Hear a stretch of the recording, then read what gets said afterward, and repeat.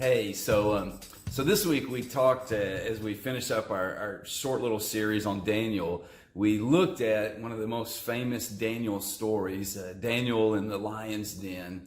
And I love the story because it's a great story of God's power and his protection and his provision for Daniel, this man who is now probably around 80 years old and has faithfully served a variety of kings, but more importantly has faithfully served God.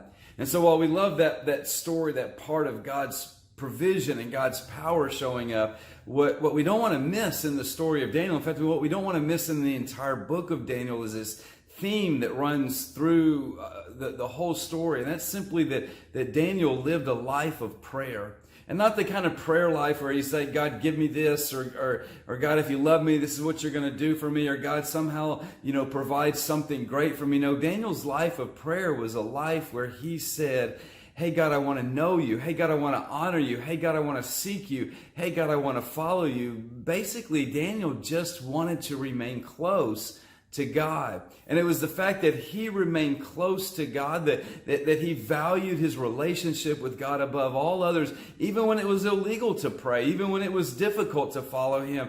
Daniel always put God first, and God always took care of Daniel. Now, God taking care of us doesn't mean he's always going to protect us or always going to give us what we want. It means that God always is going to do what's best for us. So even if in this story, Daniel had been eaten by the lions and died, he would have gone to heaven. He would have won because God is always going to take care of his children. I want to encourage you as you're in your groups, and I know you're doing your groups by Zoom in different ways right now, but I want to encourage you as you're meeting together in your groups that you consider the power of prayer. What it looks like when we view prayer, again, not as just a way to get something from God, but a way to remain close to God. How can we in this time when we're isolated from people leverage this time to remain closer to our Creator? I'm telling you, a life of prayer is a life that never loses.